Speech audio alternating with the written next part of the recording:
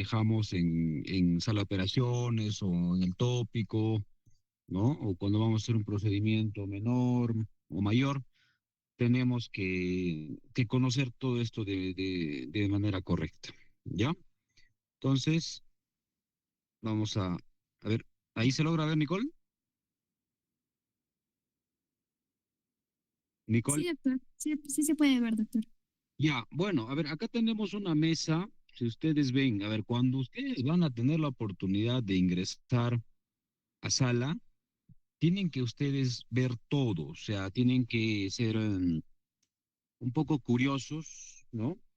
Para poder observar todo lo que van a tener en la mesa, ¿ya? Hay mesas que son muy diferentes, ¿no?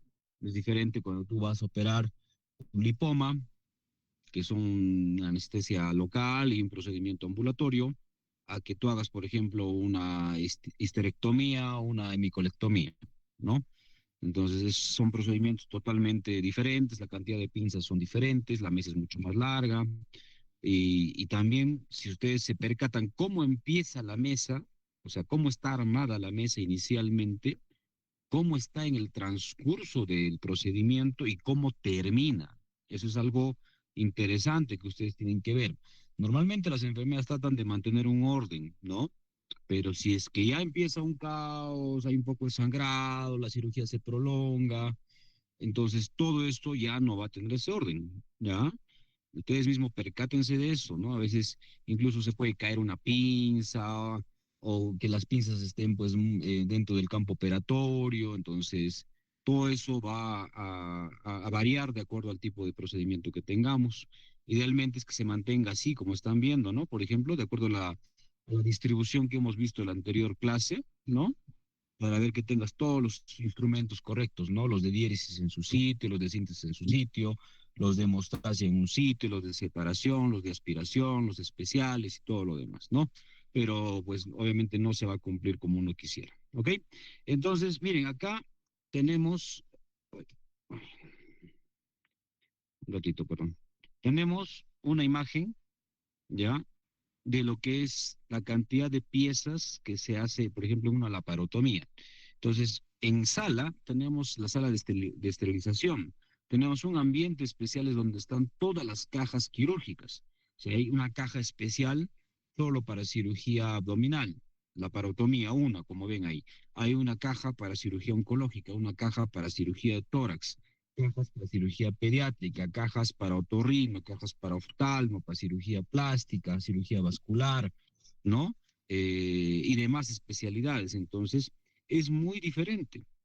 La distribución de cantidad de pinzas y de forma y de tipos de pinzas que tenemos, o de instrumentos, mejor dicho, es variado. Entonces acá, por ejemplo, ustedes están viendo que hice un total de 60 piezas. Entonces, con esas 60 piezas ya se va a manejar un procedimiento grande, ¿no? Una cirugía grande, una cirugía importante. Y acá ustedes pueden ver cómo está. Por ejemplo, en esta van a ver, hay un separador Balfour, ¿ya? Van a ver, ¿qué más van a ver? Ay, un ratito. Van a ver ah, una valva suprapúbica, van a ver una valva maleable, van a ver dos separadores Rux, dos separadores de Farabe, un portaújas Hegar, una pinza de disección con uña, dos pinzas de disección larga, sin uña, un mango de bisturí número 4, cinco pinzas de Bacaus, ocho pinzas de Kelly curva, una pean curva y recta, cinco peans, una pinza de mixter larga, seis pinzas Alice, ya dos pinzas Beicock, dos pinzas Fester curva y recta, tres pinzas Clam curvas, tres pinzas Clam rectas, una cánula de aspiración Yankauer, dos riñoneras y una pinza Heki montada. Entonces, esto es en general, miren, entonces si se dan cuenta, algunos tienen una unidad, otros tienen en dos, en cuatro, entonces siempre tenemos que tener al menos un par, ¿no? A no ser que sea algo muy específico, como sobre todo, digamos, los aspiradores, que es difícil de que tengas dos, ¿ya? Entonces, pero todo lo demás sí tenemos en números importantes, ¿ya? Entonces, ahora otra cosa que también tenemos que ver es la longitud, ¿no? Si ustedes ven ahí, son pinzas que tienen una variación, por ejemplo, ¿no? Lo que más se usa para que ustedes más o menos vayan, agarrando el ritmo y todo lo que estamos manejando más adelante, ¿no? Entonces, tenemos, por ejemplo, las pinzas Kelly, ¿ya? Entonces, las pinzas Kelly tienes, por ejemplo, de 14 y 16 centímetros. Ya tienes, por ejemplo, la pinza Backhaus de 13 y 15 centímetros, la tijera Metzenbond de 23 centímetros. Eso es muy variado, ¿no? Entonces, una cosa, o sea, no les digo que se aprendan pues, de qué tamaño está cada pinza, no tiene mucho sentido, más es la utilidad que lo vamos a ver ahorita. Entonces, pero sí, acordarse, ser importante, que, por ejemplo, cuando vas a hacer una cirugía grande, ¿no? Una cirugía en profundidad, sobre todo, en cavidades, en tórax, pelvis, ya en pacientes grandes, obesos, tienes que tener pinzas más largas, porque si no, no vas a poder operar. Si tú quieres hacer una sutura con un portaagujas chiquito en ese tipo de pacientes, pues no vas a poder, vas a tener mucho problema, ¿no? Entonces, eso, o por ejemplo, un paciente pediátrico no vas a usar pues una pinza grande, larga, entonces al revés, tienen que ser pinzas mucho más finas, más chiquitas. Entonces, ese es el objetivo de que ustedes más o menos vayan pensando de cómo van a hacer el procedimiento, ¿ya? Ok, pues vamos a describir rápidamente las pinzas. La pinza Kelly, ¿ya? Que es una pinza hemostática de pinzado y oclusión, pueden venir rectas o curvas para ocluir el sangrado antes de cauterización o ligadura y para pasar el hilo en la ligadura y para divulsión de los tejidos. Como ustedes están viendo en la imagen, ¿no es cierto? Es una pinza, la más usada realmente en todos los procedimientos, que la característica es en la punta, ¿no es cierto? En la parte de la parte final, pues no tiene las ranuras completas, tiene las ranuras hasta la mitad. Eso obviamente tiene una explicación clara, eso ustedes van a buscarlo porque algunas pinzas tienen la ranura completa, otras un cuarto y otros totalmente completo, ¿ya? Entonces, esta, normalmente la que más usamos son la curva, ¿ya? Pues, digamos, agarras un vasito que está sangrando, agarras la pinza, siempre con las mandíbulas hacia arriba. O sea, la cremallera, también una cosita que ya les voy a decir, desde ya en todas las pinzas, por ejemplo, tienes lo que son los anillos, ¿no es cierto? Donde vas a meter los dedos. Tienes que agarrar correctamente las pinzas en el pulgar y el anular, ¿ya? Y poner una tracción con los otros dedos. Y tienes ahí la cremallera, que son los clics que tú le vas a cerrar. Entonces, si tú le pones un clic, vas a agarrar parcialmente. Si le agarras dos, y es mucho más fuerte. Si le agarras tres, hasta cuatro tiene clics en la cremallera, es donde vas a poner mucha más presión. Es un tejido muy grueso o un vaso que está sangrando demasiado, lo cierras los tres o los cuatro clics, no importa, y con eso ya estás controlando. Si tienes algo muy delicado, penitas con un hito y suficiente, ¿no? Entonces eso ya va a controlar para no desgarrar el tejido. Entonces eso tienen que saber ustedes también, ¿no? Para pasar el hilo, le pones el hilo en la punta de esta pinza y haces una ligadura, ¿no? Cuando esté en profundidad o cuando tienes una codadura para ligar el apéndice, ligar el cístico, por ejemplo, lo más frecuente se hace con este tipo de pinzas. Y para divulsión de tejidos, ¿no? Tienes adherencias o vas a operar un lipoma, un quiste sebáceo.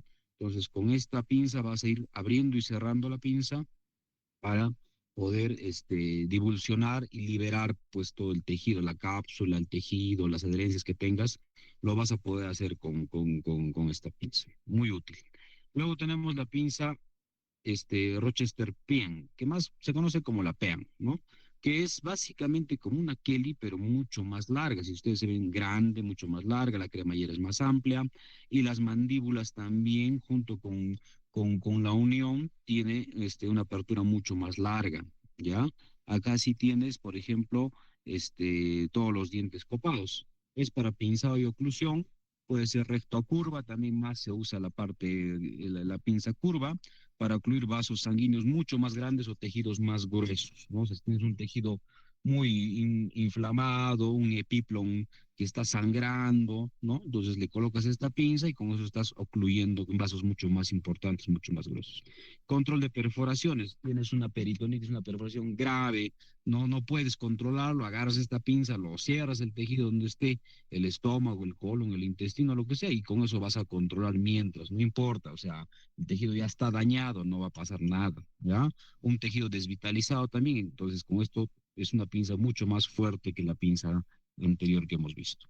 Luego tenemos una pinza que normalmente no se usa mucho, usted usa en ginecología a veces, ya, o cuando no tienes una pinza, tienes la pinza Kocher, ya, para sujetar tejidos duros, resbalosos, aponeurosis, músculo. Bueno, si ustedes se dan cuenta que la característica de esta pinza que es que en la punta tiene como un ganchito, como un garfio, en la parte más distal, ¿no? Entonces, esto hace de que agarres con mucha más fuerza, ¿no? Entonces, digamos, una aponeursis que esté muy desgastada, muy debilitada, pinzas con esta cocher y vas a cerrar, vas a morder el tejido. No vas a usarlo, obviamente, pues en víscera hueca, ¿no es cierto? Porque ahí vas a perforar el tejido. Entonces, para tejidos mucho más duros, ¿no? Entonces, con esto vas a levantar pared, músculo, piel, tejido celular subcutáneo, ¿no? Para poder tener una mejor exposición, ¿ya? Pero no se usa mucho, la verdad, como les digo.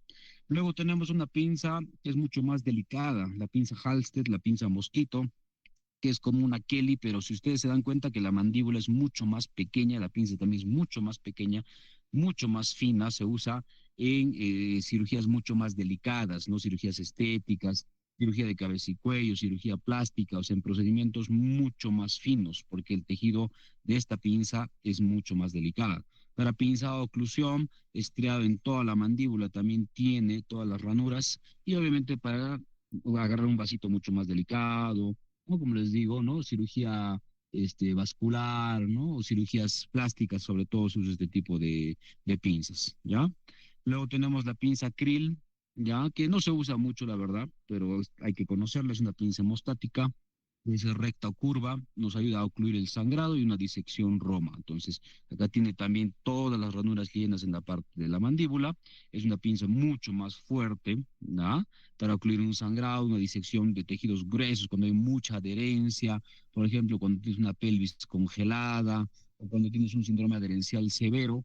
Entonces, con esta pinza empiezas a cortar, a romper las fibras, ¿no es cierto?, de las adherencias, de las bridas y tienes una mejor exposición, pero tampoco no se usa mucho. Tenemos una pinza que se llama la pinza Mixter, que ustedes si se dan cuenta, la característica es la parte distal, o sea, la punta es angulada, tiene un ángulo que es casi de 90 grados, pues, ¿no?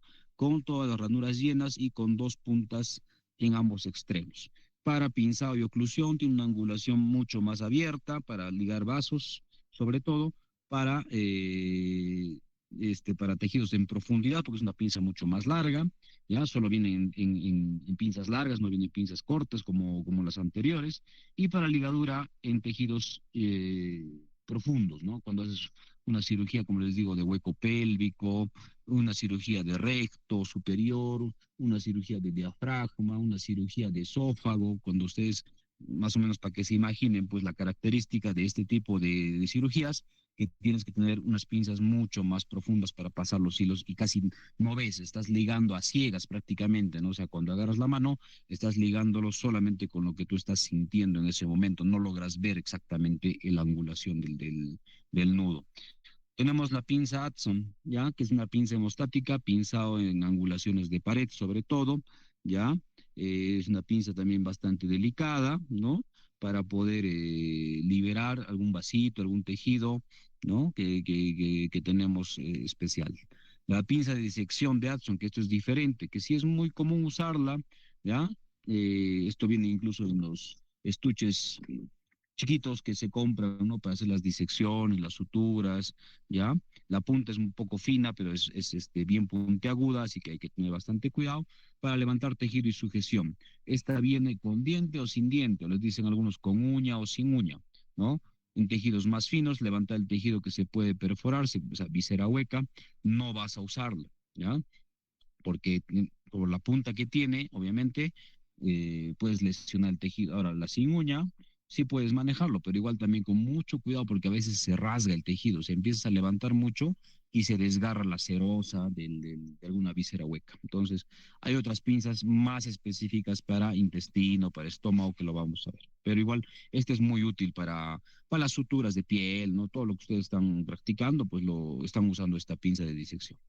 Ahora, también usas esta, que es más frecuente incluso que la anterior, o más usada, la pinza de disección simple, que da para sujeción, puede ser grande, puede ser pequeña, ¿ya? Ayuda en la sutura de los tejidos delicados, ¿no? Entonces, igualito, esta tiene sin diente y nos ayuda, pues, a levantar, básicamente, los tejidos que cuando estás maniobrando, pues tienes que tener mucho cuidado en la sujeción de los tejidos, ¿no? Para poder maniobrar, por ejemplo, un punto, una ligadura, ¿no? Un vasito por ahí chiquito también puedes agarrar con esta disección, pero a veces se te suelta, ¿no? Entonces, pues, más que todo es para alguna sutura de tejidos más delicados. Luego tenemos la pinza de disección con diente, que nos ayuda simplemente a una sujeción, puede ser grande o pequeña, ayuda en sutura de tejidos gruesos, ¿no? Entonces, la parte, la característica es la parte distal, pues, ¿no? Que tiene como una hendidura, ¿no? Como unos dientes de ratón, si quieres, con uña, con diente. Entonces, esto puede lesionar el tejido, ¿ya? Entonces, uno con diente, no vamos a agarrar, pues, una víscera hueca, no vamos a agarrar, por ejemplo, el hígado o el vaso, ¿no? Entonces, tienes que agarrar estructuras importantes, gruesas, ¿no? Aponeurosis, piel, sobre todo, muy útil para poder hacer las suturas de piel, ¿no? Porque tú estás traccionando el tejido de la piel y te va a ayudar a pasar el punto sin ningún problema. Luego tenemos la pinza de disección single, que la verdad no se usa mucho porque esto es para más tejidos bien delicados, ¿no? Pero deberían tenerse cuando se hace este tipo de procedimientos, ¿no? Para manejar intestino, colon, estómago. Si se ven acá, la característica de esta pinza es la parte distal, que es más redondeada y tiene una ranura, un orificio en la parte más distal. Entonces ahí tú puedes coger el intestino. Entonces no estás lesionando, no estás lastimando, no hay forma de cómo perforar, ¿no? Con este tipo de pinzas, ¿ya? Pero, como les digo, en las cajas normales, como hemos visto al inicio, no están presentes, entonces hay que pedir a las enfermeras, o sea, todas las pinzas especiales que no tengamos en la caja, tenemos que pedir a la enfermera, ¿no? Licenciada, ¿sabe qué? Páseme tal pinza. Entonces ellos tienen que ir a su caja y sacar una o dos la que necesiten, porque no todo lo tienes a la mano, ¿ya? Eso es el problema. Si tuvieses todo a la mano, pues tendríamos una mesa gigante y no podemos manejar de esa forma. Luego otra pinza muy usada es la pinza de campo o la Bacchus, ¿no? Esta, la característica, como ustedes están viendo, la punta es una punta que tiene dos extremos muy afilados, ¿no es cierto? Y esto tiene obviamente dos usos netamente para mantener aislados los campos, o sea, cuando vas a colocar las sábanas, los campos fenestrados, ¿no? Para empezar el procedimiento, con esta, con esta pinza vas a cerrar y vas a clampar para evitar de que haya un desplazamiento de la tela, pues básicamente, ¿no? Que no se abra, que no se suelte y tengas una buena exposición del campo operatorio. Y la otra es para fijar la incisión de los trócares, o sea, en cirugía laparoscópica, ¿ya? Que ese es otro tema, ¿no? Se usa pues trócares metálicos de plástico de 5, de 10, de 11, 12 milímetros, pero hay algunos casos en los cuales tú abres un poco más el tejido, o sea, digamos en el ombligo entras con el trócar de 10, pero haces un corte, a veces no lo has medido, se te hace mucho más grande y empieza a fugar, ¿no? Empieza a fugar el gas, el CO2, y para evitar que fuga y tengas una buena cirugía, pues agarras esta pinza, agarras la pinza Bacaus, lo cierras la parte de la piel, ¿no? Obviamente diría esto, pero me está dañando, que el paciente está bueno anestesiado, sí te puede quedar una pequeña marca, pero te va a ayudar a que ya no haya una fuga, ¿no? Traccionas en la piel cercana a la incisión del trócar y con esto tú vas a tener una buena exposición y no vas a tener posibilidad de que tengas demoras en la cirugía. Entonces, básicamente son estos dos usos porque esta pinza es peligrosa. Si ustedes agarran algún día e intenten pinchar un poquito sobre su piel, pues es muy, muy filuda, ¿ya? Ok, luego tenemos la pinza Fester o la pinza de anillo, la pinza de aro, algunos le llaman, es una pinza también bastante usada, ¿ya? Ustedes ven la característica, es una pinza bien larga, ¿ya? Que tiene toda la parte distal, ¿ya? Cubierta por la ranura y tiene un orificio. Entonces también esto sirve muchísimo para sujeción, fijación, vienen rectas y curvas, para tracción de vesícula. Esta era la pinza, unas pinzas que más antigüedad tiene en cirugías abiertas, ¿ya?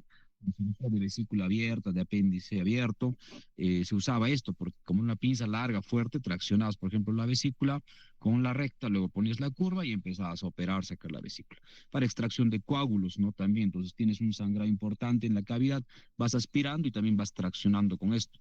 Ahora, también se usa muchísimo, por ejemplo, en extracción de piedras en la vesícula, en la vía biliar, ¿no? Sacar el apéndice, extracción de membranas hidatíricas en un quiste hidatídico hepático. Entonces, con esta pinza te ayuda a jalar todo el tejido, ¿no? Entonces, sacas todas las membranas, la cápsula, porque es una pinza que tiene bastante fuerza, ¿ya? Es una pinza bastante útil.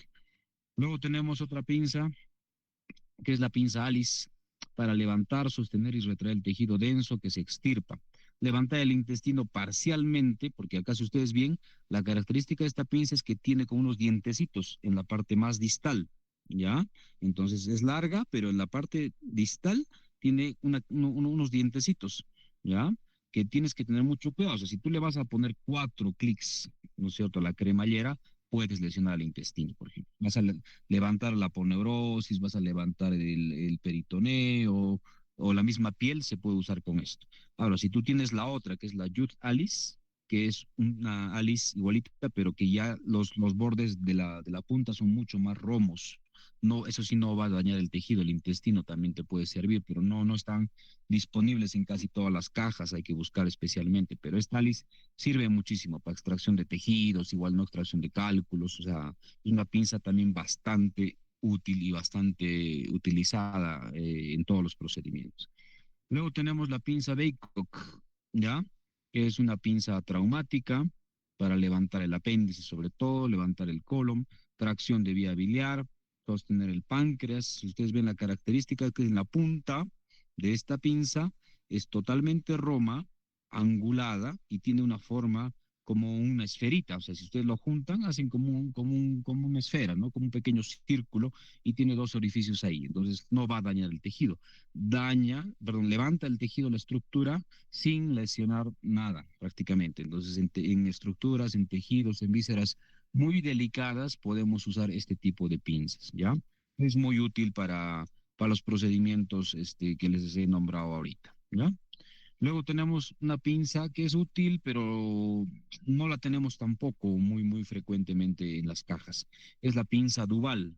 Las características de esta pinza que la forma que tiene en la parte de la punta es triangular, ¿no es cierto? Cubierto por todas las ranuras. Ya es una pinza intestinal que te ayudaría a traccionar el intestino.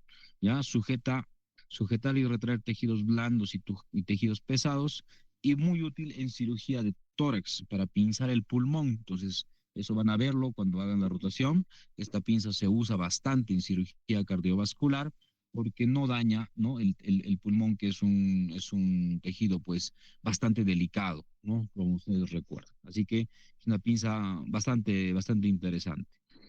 Tenemos otra pinza que es bastante también interesante, que es poco común, ¿ya? Que tiene pocos usos, pero es realmente muy útil. Es la pinza Randall. Acá, si ustedes se dan cuenta, la característica de esta pinza es muy original. No tiene una cremallera, o sea, no lo puedes cerrar, no puedes juntar los dos bordes de la punta. Es angulada en la parte alta, larga, puede ser curva o recta, pero normalmente más usamos la recta, y tiene una ranura en la parte distal. Esto básicamente sirve para explorar la vía biliar, es una principal pinza para exploración de vía biliar, para el retiro de cálculos, ¿ya? Y como les dije, las características son básicamente las que he nombrado, pero no tiene otro uso básicamente en vía biliar. Luego tenemos otra pinza que es el clamp intestinal, que es una pinza mucho más larga. Están viendo una de las pinzas más largas, de unos 30, 40 centímetros en promedio, ¿ya? Que tiene toda la punta cubierta con ranuras, pero que no dañan el tejido. O sea, es una pinza atraumática, ¿ya? Más larga para ocluir de manera transitoria una estructura tubular y hueca, o sea, porque no lo puedes dejar, pues, 10, 20 minutos el tejido, por más de que sea traumática, en ese momento estás causando una isquemia parcial. Entonces, tenemos que manejarlo con mucho cuidado también, porque normalmente este clown lo usamos 5 o 7 minutos en promedio, no puede ser un poco menos incluso, ¿no? Entonces tienes una perforación intestinal, agarras este clown intestinal en los dos lados de la perforación, haces la resección, haces la anastomosis y estás evitando de que todo el tejido intestinal, perdón, de todo el contenido intestinal salga hacia la zona donde tú estás trabajando, ¿no? O sea, te va aislar la secreción intestinal que puede venir hacia proximal y hacia distal. ¿Ya? Es una pinza también bastante útil. Otra tenemos el clamp de tipo bulldog, que es una pinza hemostática para el control de flujo sanguíneo periférico en vasos pequeños y medianos. Normalmente no lo tenemos disponibles, pero esto se usa en cirugía vascular, cirugía de cabeza y cuello también lo usan, ¿ya? Entonces acá tú tienes como una armadura en la parte media donde tú vas a presionar, vas a abrir la parte de las mandíbulas y al soltar cierra. Entonces ahí vas a ocluir un pequeño vasito. No sé, es una pinza bien chiquitita. Parece grande, pero no es una pinza bien pequeña, ¿no? Que básicamente ese es su uso, no lo tenemos mucho a la mano.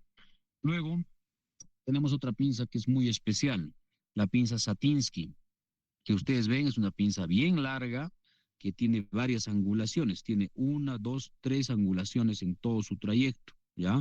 Y tiene pues obviamente una explicación. Si ustedes ven la punta, ¿no? Cómo tiene esa forma especial, es una pinza hemostática para ocluir estructuras vasculares muy grandes, vas a clampar si tienes la porta, vas a clampar la cava, ¿no? En algún momento de repente la aorta puede ser, ¿no? Transitoriamente y es útil en trauma hepático, ¿no? Entonces, esto se usa para hacer un clampaje del trígono portal, o sea, vas a clampar la arteria hepática, la vena porta y el conducto biliar o la vía biliar. Entonces, como es grande, fuerte, entonces los tres en uno solo lo cierra para ocluir parcialmente un trauma hepático importante. Está sangrando, o sea, imagínense, el hígado sangra un montón.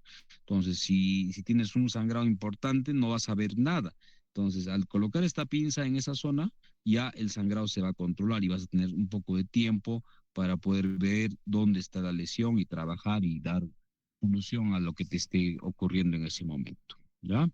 Luego tenemos la tijera mayo, la más utilizada en nosotros, en nuestro medio, puede ser recta y curva, ¿ya? Para material o de suturas, llamada también tijera de material, ¿ya? Para cortar gasas, hilos, mallas, cables, ¿no? Entonces, no para tejido, recuerden, solamente es para este tipo de materiales. Normalmente puede ser pequeña, puede ser más grande, también en estructuras cuando estás operando en profundidad, dependiendo y siempre ya es cuestión de técnica al momento de cortar, el tornillito que tiene la unión tiene que ir hacia arriba, ¿no? Y ustedes traten de que al momento de cortar no hagan un corte muy horizontal, sino angulen un poquito la tijera, ¿no? Y con eso hacen el corte. Es mucho mejor de esa forma, ¿ya? Luego tenemos la tijera de Metzenbau, que ustedes ven es una tijera mucho más fina, más larga, la punta es mucho más chiquita, ¿ya? Es una tijera especial que puede venir recta, curva, más es utilizada la curva para corte de tejido delicado, ¿ya? O sea, corte de peritoneo, corte de intestino, divulsión roma, o sea, puedes abrir y cerrar esta tijera para liberar adherencias, liberar alguna estructura, un quiste, un lipoma, ¿ya? El síndrome adherencial también, ¿no? Entonces, con mucho cuidado, es una tijerita bastante delicada, pero bastante útil también en nuestro medio, ¿ya? Luego tenemos los separadores. Tenemos el separador de Parker, ¿ya? El separador de Parker, ¿ya? Va a servir para retracción y exposición. Y acá tienen los dos extremos que no son iguales. Si se dan cuenta, un extremo es mucho más grande, más alto, y el otro es un extremo más pequeño, ¿ya? Entonces, con estos separadores tú vas a exponer pues el tejido, vas a jalar la piel, vas a jalar el aponeuros, normalmente la pared abdominal en general, ¿no? Con eso vas a fraccionar para poder exponer la zona operatoria de mejor manera. No lo usamos mucho realmente este parque. Los que más usamos son estos. El separador de tipo Farabee para retracción y exposición, que los dos extremos son iguales, ¿ya? Hay Farabee más pequeños y medianos, ¿ya? Normalmente este sí se usa bastante, ¿ya? Para la exposición en heridas pequeñas, ¿no? Si es una herida pequeña hasta mediana se puede usar por el tamaño mejor dicho, el ancho que tienen las dos patas de este separador. Ahora, otra muy usada es la valva maleable para separar y exponer. Se puede moldear. O tú puedes doblar esta valva. Viene de diversos tamaños, ¿no? Pequeños, medianos, grandes. Entonces, tú de acuerdo, si vas a, por ejemplo, operar un útero, entonces vas a agarrar una valva grande, vas a doblarla, vas a moldearla, malearla, ¿no? Y vas a angular un poco para levantar el útero, para levantar el hígado, de repente, alguna estructura importante también. Entonces, o para aplanar cuando vas a hacer el cierre de la cavidad, ¿no? Para que el intestino no se salga, le colocas una valva y con eso tienes la seguridad de que no vas a lesionar o no vas a aplicar el intestino. Entonces, es un instrumento también bastante usado.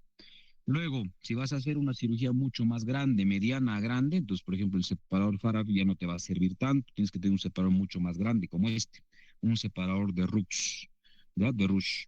Es para retracción y exposición, tienes dos extremos diferentes, para tejidos más gruesos en pacientes obesos, por ejemplo, en pacientes grandes, cirugías más amplias, porque tienes ya el ancho de las puntas de este separador es mucho más grande y más, es más fuerte, es más duro. O sea, tú puedes levantar un tejido más grueso y sin problema que se te pueda soltar el tejido, ¿ya?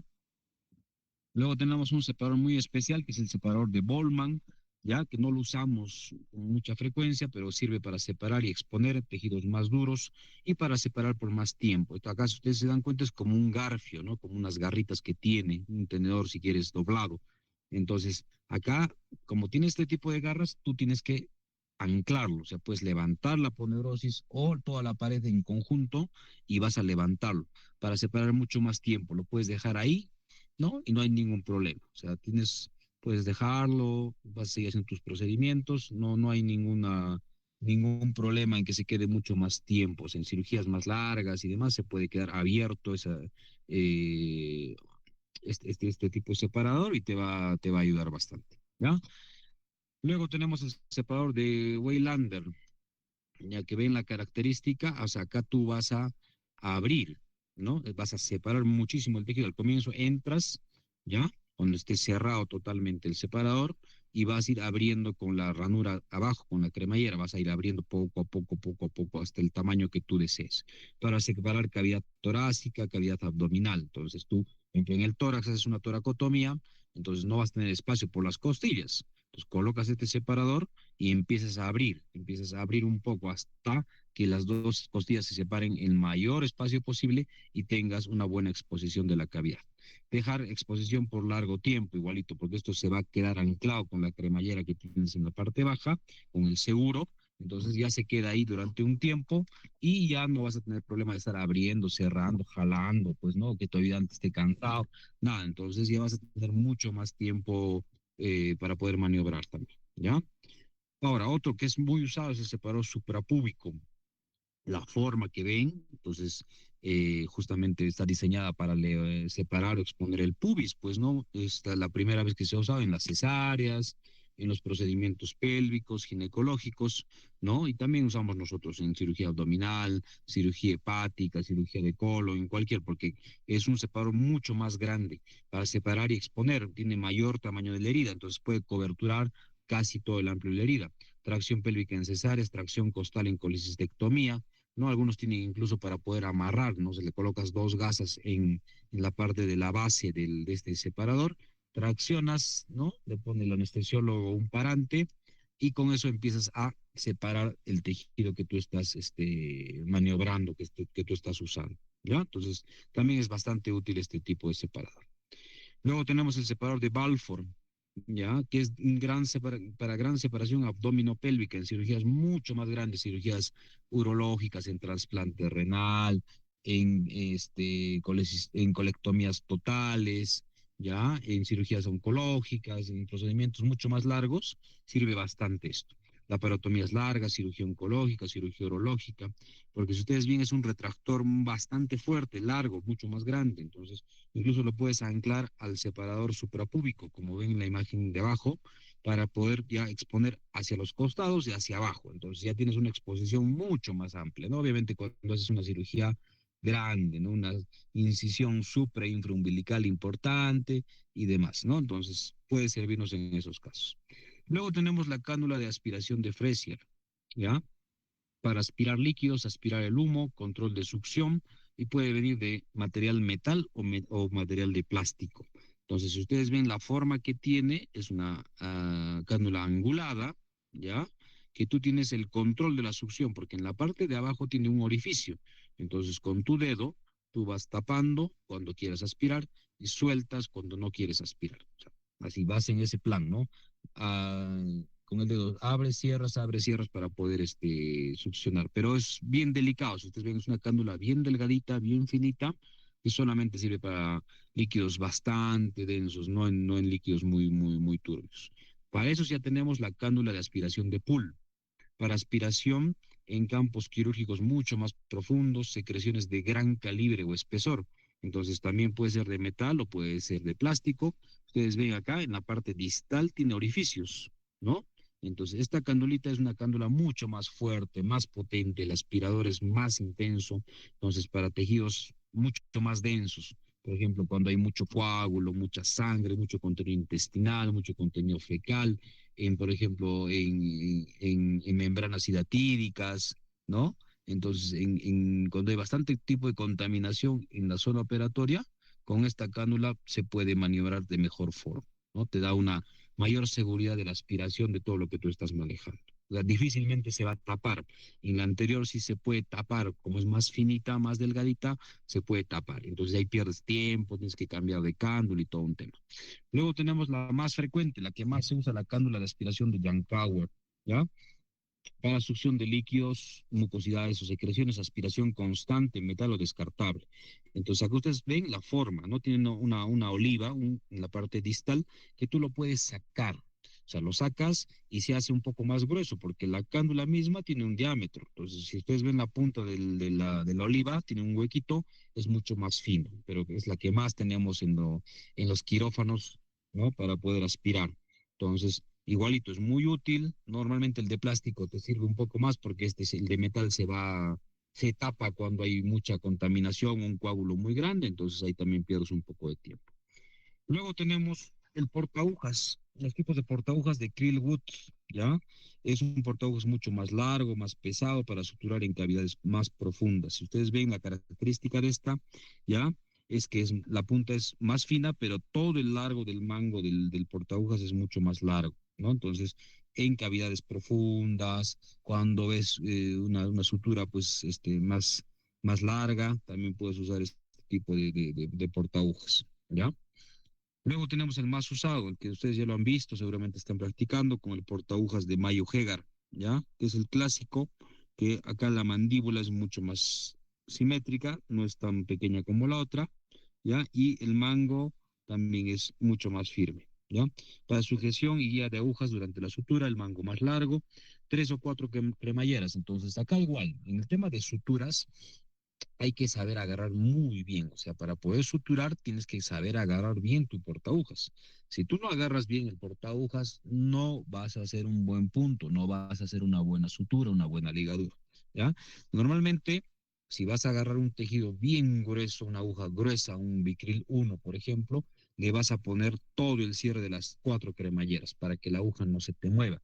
Si es una aguja muy delicadita, vas a hacer, por ejemplo, una cirugía estética con un nylon 5 o 6 ceros, apenas con uno o dos clics en la cremallera, más que suficiente, porque la aguja se puede quebrar también, se te puede doblar. Entonces es una cuestión de técnica que tienen que ya ustedes ir aprendiendo cuando vayan al laboratorio en la parte práctica, ¿ya? Todo eso tenemos que recordar, pero es muy útil este tipo de portahojas. Y a lo último, ¿no? Es básicamente hablar del mango de bisturí para montar las hojas de bisturí, levantar el ombligo para el cierre de los puertos de la paroscopía. O sea, cuando cerramos, hacemos una cirugía de la paroscopía, el ombligo a veces es muy profundo, es difícil de visualizar la ponerosis. Entonces, con el mango de bisturí, al revés, obviamente sin hoja de bisturí, ¿no? Entonces levantas y con eso puedes cerrar de manera mucho más fácil, ¿ya? Ahora, para montar las hojas de bisturí tenemos el mango número 3, el 4 y el 7. El mango número 3 va a recibir las hojas 10, 11, 12 y 15. El número 4 va a recibir las hojas 20, 21, 22, 23, 24 y 25.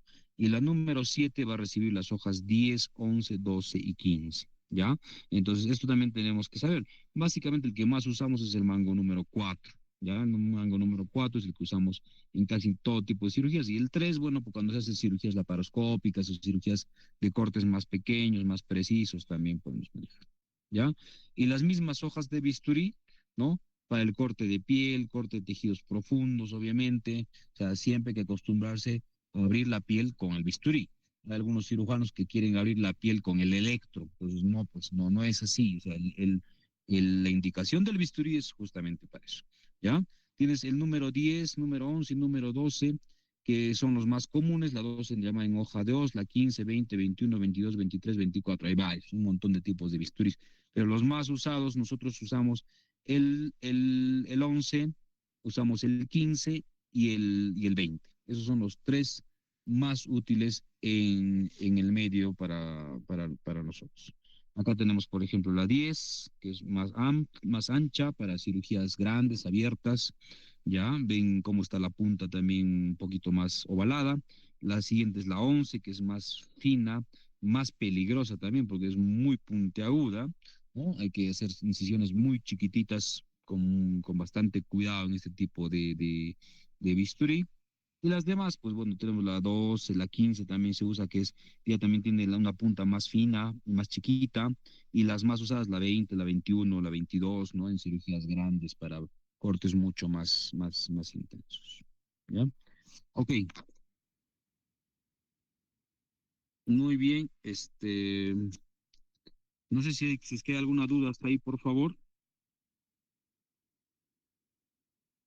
Uy, no sé qué pasó. Nicole, Doctor, estoy una teniendo problemas. consulta. Sí, un ratito, estoy teniendo problemas con la pantalla. No te escucho. ¿Puedes salir un poco, hablar un poco más fuerte, por favor? Doctor, ¿ahora me logra escuchar? Uf, la verdad que te escucho bien bajito, pero a ver, vamos, intenta hablar un poco más fuerte, por favor. Está bien, doctor. Le quería preguntar, ¿qué material es el más empleado o el más recomendado en cuanto a los instrumentos? No te escucho. No, tienes que hablar más fuerte, mamá. A ver, ¿qué dices? Doctor, hablaba del material de los instrumentos. ¿Cuál es el más recomendado? Del material. Sí, sí, doctor. Tengo entendido que existe acero inoxidable, titanio. No, es que no se trata de cuál es el más recomendable, sino es el que tengas, ¿no? O sea, todos los instrumentos acá en sala son de acero inoxidable porque son todos reusables. No hay ninguno que sea descartable, o sea, tú no vas a agarrar una tijera y la vas a botar, ¿no? O sea, acá los instrumentos tienen años, ¿no? O sea, hay cajas que tienen 20 años, 30 años y se siguen usando, ¿no? Entonces, tienen que ser obviamente de un material muy duradero, ¿no? Que no se oxiden, ¿ya? Que tengan un buen manejo, ¿no? Y que sean pues conocidos, pues las marcas, ¿no? Normalmente las marcas que se usan pues son marcas alemanas, usas la Roman, la Germany, ¿no? Y bueno, hay otros, ahorita no importa mucho la marca, pero en general te digo eso, ¿no? O sea, son instrumentos que tienen que tener bastante tiempo de uso, ¿ya? Gracias, doctor. ¿Alguien más, chicos? ¿Alguna duda más?